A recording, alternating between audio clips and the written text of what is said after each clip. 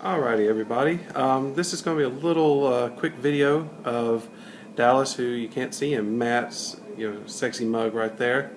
I'm talking about the Bromance Wolfpack tournament that we had. We decided to have this little thing since we had several battle reports from our test runs on lists and everything, so we wanted to give everyone kind of an idea of what happened. And since not everyone's here at this point, it's still 2 weeks or a week. It's 1 week. One week after it, so not everyone's here. So we'll kind of go over what we saw and our thoughts on the tournament as a whole. Matt, you want to go ahead and? Sure. Round one at. Oh, that's the wrong. Round one, we had Brad, and it was only 6 people, so just bear with us. We actually paid a lot of money in prizes for 6 people, so anyway. Round one was Brad, who played Empire, versus myself, who played Orcs and Goblins. Not the list that I'm playing today against Dallas. And that was we scored 20-0, and we added our Swedish comp battle points on top. And we had to do the 3,000 point. We wanted to do 3,000, so we had to adjust Swedish comp, and I'll get to that in a minute. And I was just telling Dallas I'm not sure that worked very well. But anyway, so it was a 20-0. So I had 20, and Brad had obviously 0, but I think his comp was a 13-something, and so my comp was a 10-7, and so I ended up with 30 plus battle points. On table 2 was Landon, who played Dwarves, and Jody, who played High Elves, and that was another 20-0. That one was actually cemented Jody's prize of least lucky for the weekend. Yes. As Landon deployed, shot a, if you can get a shot right here, Dallas, Jody had his dragon and his dragon princes with BSB way over here, and a wizard. And Jody had a good idea: target saturation. Leave the wizards that he didn't care about against dwarves, because they were all for magic defense. Leave them out, let Landon shoot them, and waste turns shooting so that the rest of his stuff could get moved forward. Well, Landon took aim, fired, killed one of the wizards, and the dragon rolled an 11 on its leadership test and ran off the board before the first turn. And so that was just pretty much Landon mopping up after that. It was pretty bad. I think he killed both wizards on the first turn, and the dragon ran off. I think he just slowed the dragon princes the entire game and just shot them to crap. And so anyway, and Landon had a 13 and Jody had a 13, so Landon ended up at the high end of the spectrum, 20 plus like a 13.9 or 13.8 or something, which was one of the highest that we allowed. And then on table 3 was Dallas, who played Lizardmen, and Chris, who played Ogres. And that was another 20-0. We had very uneventful, or super eventful, I guess, first games. I don't actually know what happened in that game, aside from the fact that Dallas wrecked the pants off of Chris. Chris told me that Dallas did a lot of fleeing with his skinks, setting up flank charges and combo charges. And and Chris they were both comped pretty lowly. And actually what's really humorous is we did random pairings for the first round, and they ended up being paired by comp, because Dallas and Chris had the lowest comp and were paired, Jody and Landon had the highest comp and were paired, and me and Brad had the middle comp and we were paired. So I thought that was pretty funny. Round 2 we had Landon and me on table 1 because we had the most victory points. Actually, Dallas and I were tied. No, we couldn't have been tied because I had more comp. So me and Landon had the most victory points, so we were on table 1. Jody and Dallas played on table 2, which was a rehash of like 4 different tournament prep games. Yes. And then Chris and Brad played on table 3. And in our game, me and Landon, I kind of wish that we had video reported it, only so that I could use it as a reference. It was just him shooting off all my toys and me trying to get across the board with 100 Night Goblins. I didn't have a very varied list, and so he was able to really just slam the anvil and stop my one big mega unit. It made for kind of a boring game until I Irresistible Force Hand of Gork and got into his backfield, and then I actually started winning some combats. And so we actually we did all the points and stuff, and it actually ended up an 11-9 in my favor, so that was very fortuitous. Again, I would show you that video and show you the first 3 turns and go, how does Matt get any points out of this game? And actually, that one, another reason I want to point that one out is because for me, I realized I should have just sat back because it was Battle for the Pass. I should have deployed on my back line and let him move up his war machines 3 inches a turn because he was deployed almost all the way back on his back line. And it just would have been, I think that I could have done more damage to him than he could have done to me. Or I could have just played for the draw and said, you know what, you got 1,000 points of war machine, screw it, I'm not going to play Battle for the Pass with you. But I didn't. I decided to make a game out of it, and I was rewarded with 1 victory point over a 10. I had an 11. Table 2, Jody and Dallas. I don't actually know what happened. They were right next to us, and I kept hearing wild things happening. Dallas charged the dragon and got Mind Razor off. Nope. And Jody forgot to move the dragon, so Dallas charged him, and Jody couldn't flee because it would take him off the board. So Dallas got some source into the flank of the dragon, and then rolled double ones or something for the magic phase. So Jody and the Anulian Crystal and everything just shut Dallas's Mind Razor down. And then the dragon ended, I think, up winning that combat. Eventually, yeah. And so it was wild swings back and forth, and they were both just like, dang it, one turn, and then the next turn the other one was like, ha-ha! And it was very crazy. It did have a Strength 9 Comet go off and absolutely wreck his Dragon Princess. Dragon Princess, that's right. Which was nice. That gave me enough, a whole bunch of points, although his BSB stayed. Yeah. And how many points? I don't actually remember how many points you got from that game. He actually ended up winning because of comp. I think I was ahead by a little bit, but his comp... So you had like an 11-9 or something? Yeah, it was something like that. I can't remember off the top of my head, but yeah, it was like a... So it was another one like me and Landon. We just kind of split a low game. It was like a 12-10, a 12-8 or something like that. Yeah. So then on table 3, Chris and Brad played, and they were great sports. They both Brad had a steam tank and double cannons against ogres, and the ogres had only 1 iron blaster and a stone horn. And somehow that game turned out to be hilarious. They both said they had a great time. They were too far away, and we didn't get a chance to really interact. But they were both like laughing and shaking hands. And all I know is that Brad, who took Karl Franz, his unit took a cannonball, and I think at this point his BSB was dead, and so Karl Franz decided that discretion was a better part of valor and ran off the board edge to save himself. And so that was really pretty much the turning point, because Karl Franz plus Galvaraz plus ogres equals you're going to have a bad time. So they said they had a great time. They pretty much split. I want to say Chris won, but it was like a 12 or 13. It wasn't a huge, massive win.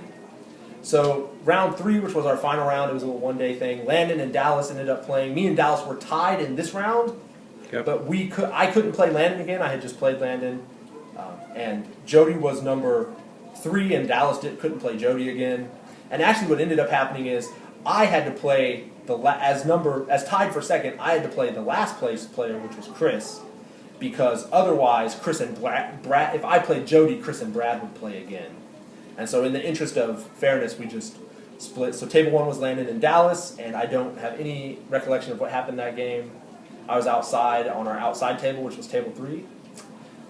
So, Dallas, what happened between you and Landon? All right. That one, it ended up with a 20-0 for me. So, some bad luck on his war machines, and my Chameleon Skinks were really the MVPs in getting into a nice little nook and taking out his cannons. Beyond that, it was that I can't remember what unit they are. Charged my stag, and my stag held. He didn't do like any wounds to him, and I just basically ground out his the guys with the great weapons. Longbeards or the Quarrelers? No, one of the Quarrelers. It was the Longbeards. Longbeards then.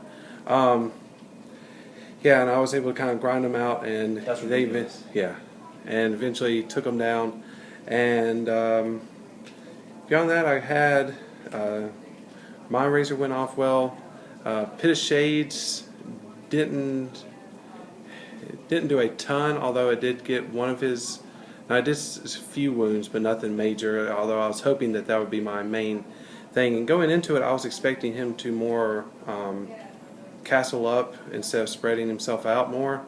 And I was expecting Pit of Shades to be a lot more of a useful target, just put it in the middle and letting it randomly go wherever it's going to hit something. But he spread out pretty well.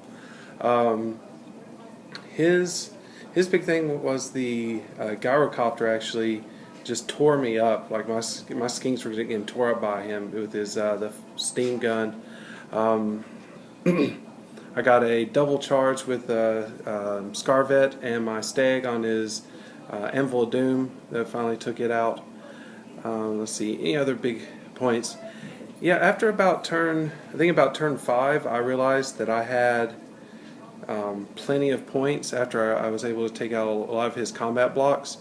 Pretty much enough to guarantee me a very solid win, although I wasn't sure exactly where it was.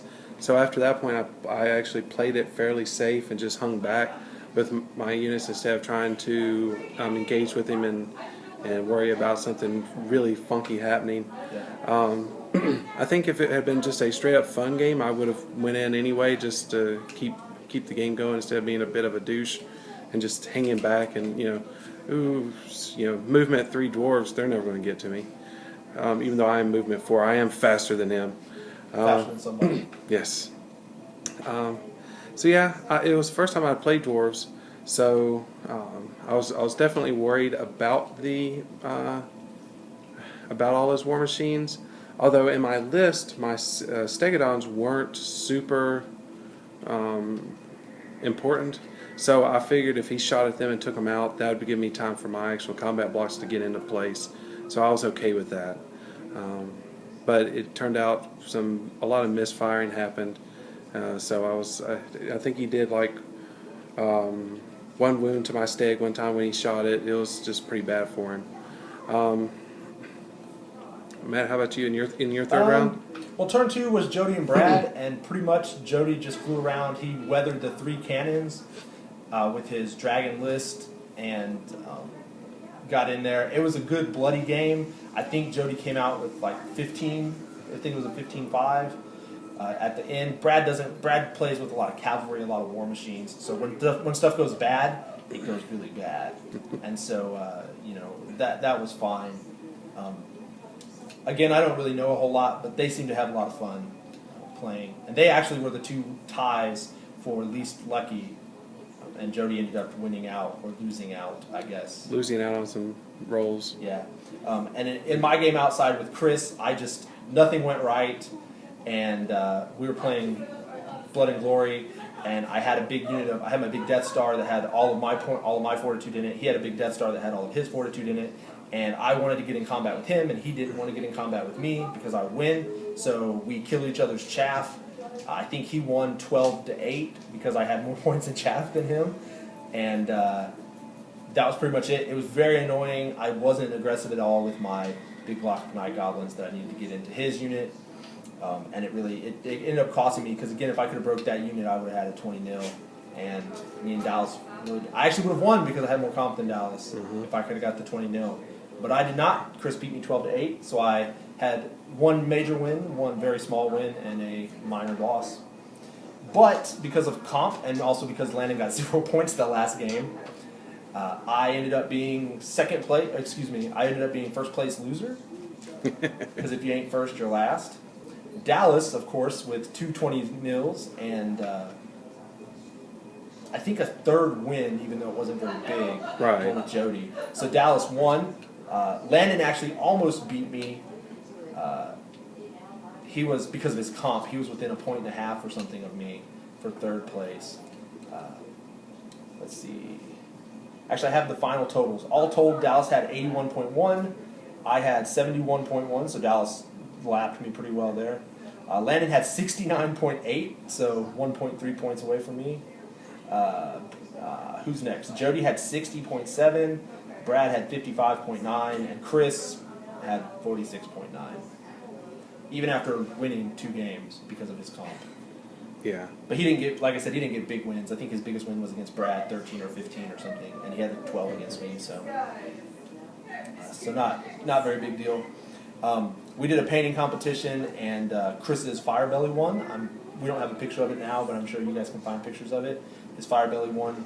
We had everybody vote on single model. Unluckiest, of course, like I said, Jody won. He won another brick of dice, which was only funny because he had bought 2 bricks of dice for the tournament, so he had 4 bricks. I think that he gave one to Brad, I'm not sure. He didn't give the unluckiest winning dice to Brad. I think he gave a brick to Brad, which was nice, because Brad was actually using one of my bricks because he had thrown his old GW dice away because they were terrible. That's pretty much it. We all had a good time. Oh yeah, it was a heck of a lot of fun. But we went to dinner afterwards, and I won't mention where because they're not paying us any money, so I'm not going to advertise for them. But if you know who you are, let us know and we'll start advertising for you.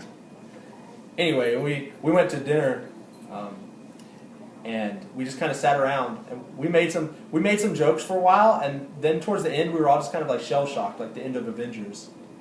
We just kind of like,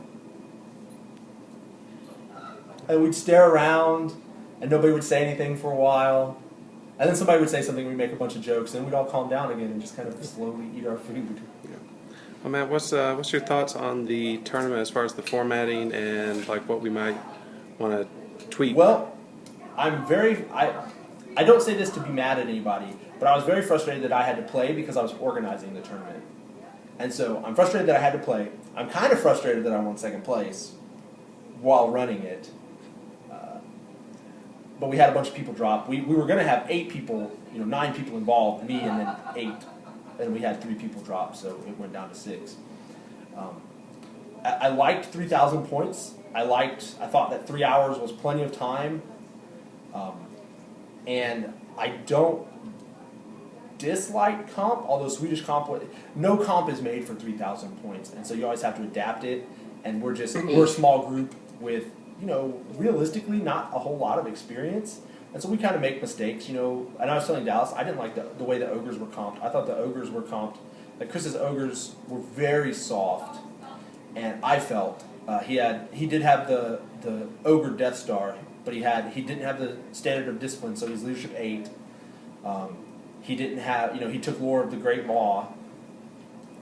He had a Fire Belly level 1. His BSB had like the Trickster's Helm and some heavy armor or something, and he had a Stonehorn. He had a Hunter on a Stonehorn and only one Iron Blaster and stuff. And he really just got hit with the Nerf stick for the Hellheart, which I think is not necessarily fair. And so he had an 8, and like I said, he won 2 games and came in last place under Brad, who no games, and just couldn't.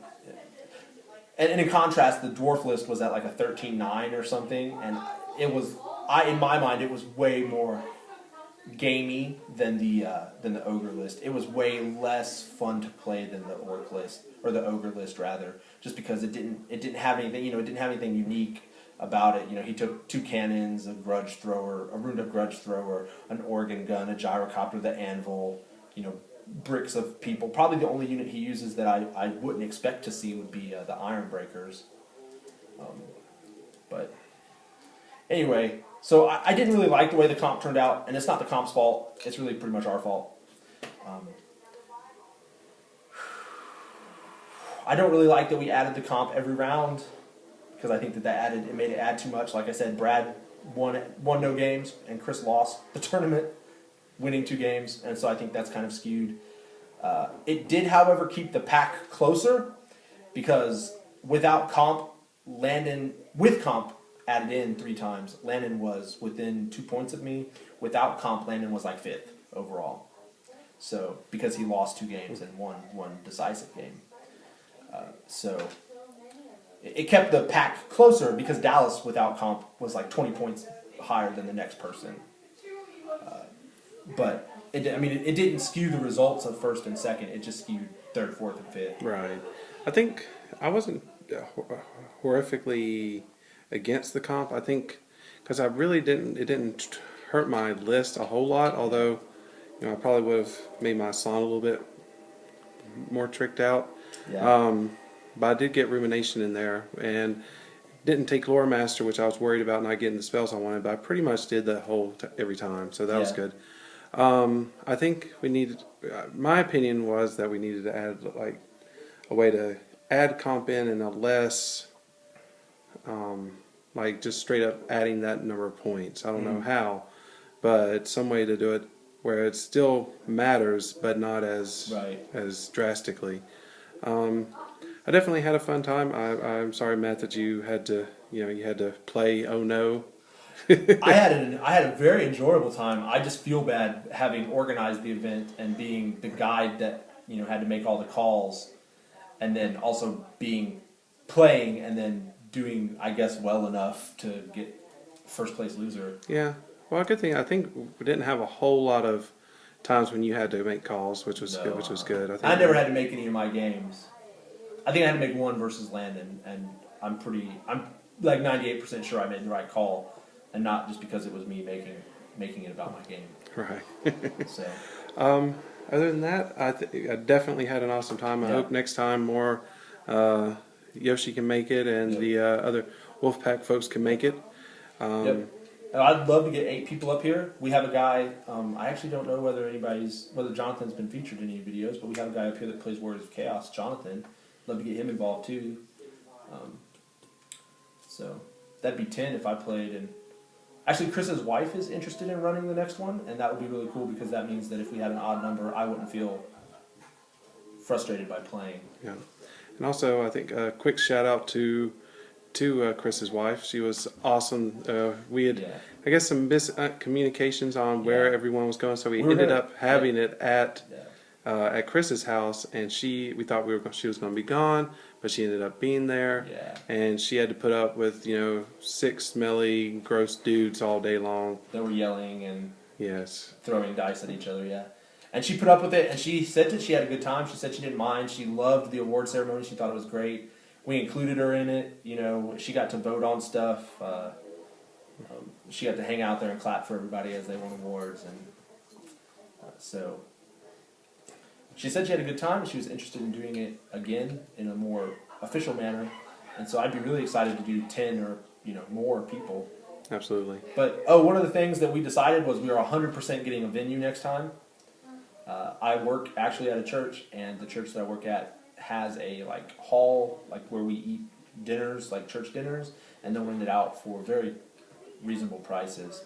And we're going to try that one out. Air conditioned, lots of tables, lots of rooms. We can easily fit 10 guys in there. Absolutely. Yep. Sounds great. Yep. Well, guys, it got longer than I was expecting, but hey, this was a quick rundown of the tournament. I'll add a little bit extra and show you my own trophy. It is awesome. Oh, should I show him my trophy? Yeah, let's show your trophy.